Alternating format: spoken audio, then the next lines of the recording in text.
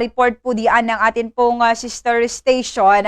At syempre, yung pong mga balitang pambansa at iba yung dagat, abay talaga naman pong tututukan din po natin dito po sa atin pong palatuntunan. So, i-check po natin kung okay na sa ating line ang ating pong makakaugnayan mula po dyan sa may Indonesia, si Sir Rudy Celeste. Update po tayo doon po sa nangyari po na isang trahedya, di ba? Kasi nakakalungkot po ito na pangyayari po dyan sa may Indonesia kasi nasa 135 kung hindi po ako nagkakamali na individual, yung nga pong namatay dahil po sa nangyari pong stampede sa isa pong football match. Ngayon, yung latest update po natin, abay ipapabakpak, ipapademolish po yan ng gobyerno po ng Indonesia. Ito nga pong football stadium po na kung saan pinangyarihan ito nga pong stampede. Kamusta na po kaya yung nga pong investigasyon hinggil dito nga po sa nangyari pong trahedya? Maki-update tayo, okay na ba, Bombo Nathan? Nasa ating line na mga kabombo ang ating pong international news correspondent mula po dyan sa may Indonesia, si Sir Rudy Celeste. Sir Rudy, magandang umaga or magandang tanghali po sa inyo dyan sa may Indonesia. Pagbati po mula po dito sa Pilipinas. Welcome dito po sa ating pong palatuntunang bombohanay sa tanghali. At bumati po muna kayo siguro, sir, sa ating pong mga listeners and viewers, Sir Rudy. Yeah, magandang tanghali sa Pilipinas, mga kababayan ko dyan at saka mga Filipino overseas dito sa Indonesia. Okay, Sir Rudy, bago po tayo magsimula dito po sa ating pong panayam po pala, nais po naming malaman kung anong oras na po diyan sa may Indonesia at kumusta po yung inyo pong weather condition po ngayon dyan, sir? So ngayon it's 11:45. So one hour difference from the Philippines, advancing Philippines. Oo. Kumusta po yung weather condition nyo po ngayon dyan, Sir Rudy? So far, so fine. Okay. Sir Rudy, pag-usapan na po natin, ito nga pong nangyari na ito pong stampede sa isa pong football match dyan po sa may Indonesia. So far, sir, ano po yung mga update? Kaugnay po dito, Sir Rudy. Number one, kasi dati yung final count ng namatay is 125. Ito yung official na announcement ng government at saka after, kasi may duplication sabi nila in the past. So, and then 125 yung namatay, 323 yung mga nasugatan. So, yun ang pagkatapos, if you try to look at the post-action, kumbaga, like the Arima, the host team, was fined 250 million Indonesian rupiah. That is equivalent to Philippine peso 945K. So malapit ng 1 million. Yun ang penalty nila. Tapos they are hindi na sila pwedeng maging host. Lahat ng tournament diyan. So hindi na sila pwede maging host dyan sa city nila sa Malang. And then yung kumbaga organizing committee of the team, yung Arima in Malang, at saka yung chief security officer nila was sanctioned by the Football Federation of Indonesia na hindi na pwedeng mag-participate sa mga football league, organizer or whatever, So hindi na sila pwede sumali for the rest of so hanggang sa rest of their lives, Yes po, sir. I do not know, maybe at some future time baka ito i-reconsider uli ng federation, but as of the moment yun ang penalty ng organizing committee, yung head ng organizing committee saka chief security officer. Tapos sa hanay ng mga police, the head of the police of the city of Malang, this is equivalent to police lieutenant colonel, yun ang rank niya, is na-relieve siya, napunta siya sa human resources dito sa Jakarta, capital city. So, alam mo naman pag napunta ka sa human resource department, parang talagang na-demote ka, parang ganyan ang lalabas. Tapos, yun, may mga naimbestagahan ng mga police, the total police personnel is 28. 9 sa kanila actually commission officers. Ito yung mga kumbaga team leaders na Mm-mm. pag sinabi kasing commission officers dito, kagaya din sa atin, ito may mga ranggo ng lieutenant, second lieutenant, first lieutenant, captain, ganyan. Ganyan yung mga rank they were deactivated, yeah. So for the time being hindi sila pwede mag-duty during sa investigation, at saka yung mga members nila, total of them is so total 28 including the 9 is sa ngayon they are undergoing investigation for administrative, Mhm. civil at saka criminal liabilities. Ganon yung ganon yung kumbaga post action ng Federation, ng Indonesian government, ng the National Police of Indonesia. Oo. How about po doon, sir, sa venue or doon po sa arena po, sir, na nangyari nga po itong stampede? Kasi meron po tayo yung mga nakukuha pong mga impormasyon ngayon dito po sa Pinas na ito po ay ide-demolish po, sir, bilang kautusan nito nga pong gobyerno po dyan sa Indonesia. Wala akong personal knowledge kung i-demolish kasi sa Indonesia kasi every major cities talagang may mga football stadium na Mhm. yung malaki capacity tapos magaganda. So halimbawa ito, the capacity is 40,000 Yes. people, yeah. Malaki itong gymnasium na ito, at City of Malang is a big city, yeah. Mm-mm. So wala namang official announcement na ito talaga is they will demolish it. But the fact of the matter, yung talagang formal announcement is their stadium can no longer be used to host football competition. Mm-mm. Okay. So ngayon At po saka sa ngayon yung Yes, sir.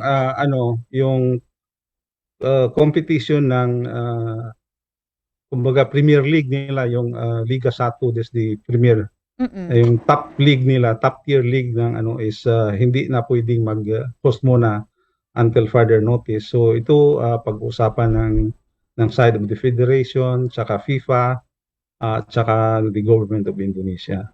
Oo. Yun po sana yung isusunod ko po na tatanungin, Sir Rudy, kung nito pong nangyari pong stampede, sabihin na lamang po natin tragedy dyan po sa Malang, Indonesia po, sir. Parang ano po ngayon yung epekto po nito sa mga football league, doon po sa mga football competition po diyan sa Indonesia po, sir?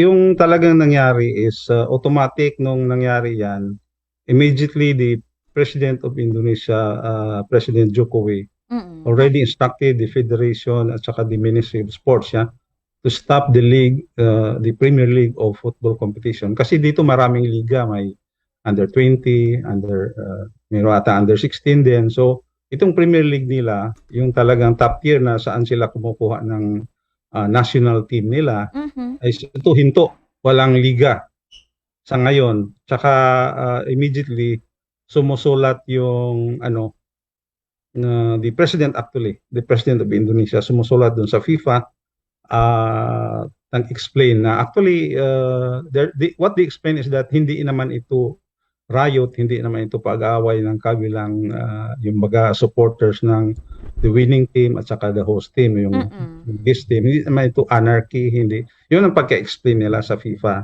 So it's just parang naging aksidente ito because now of the use of tear gas. Yes. Pagkatapos may mga pinto na hindi bukas eh.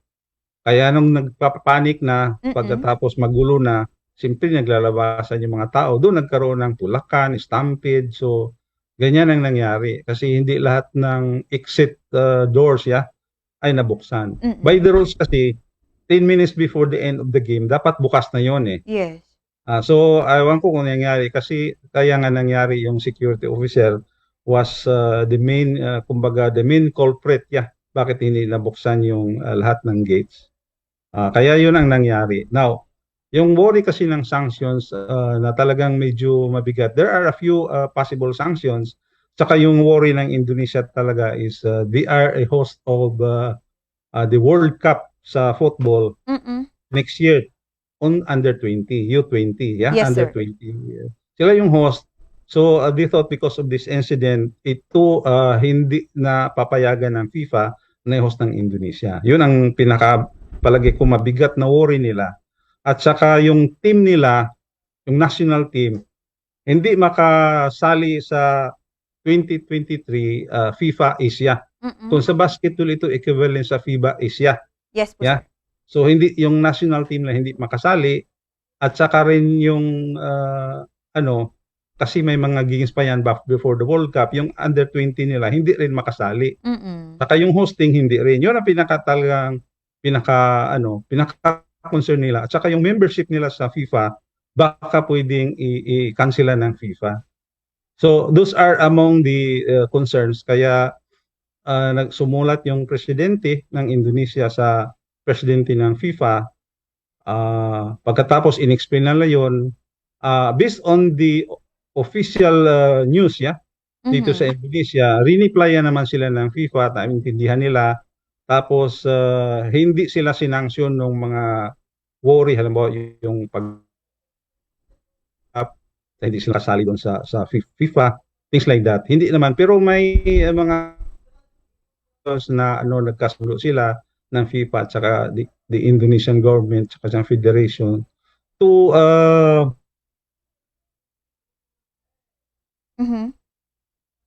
Sir Rudy? Okay, so i-check lang natin yung ang line ni Sir Rudy Celeste. Mukhang nagkakaroon po tayo ng problema with our line kay Sir Rudy, ang ating pong international news correspondent mula po dyan sa Indonesia. Sige, balikan po natin. Sir Rudy, medyo nakat lamang po kayo kanina doon po sa inyo pong binabanggit po, sir. Please go ahead. So, anong nangyari?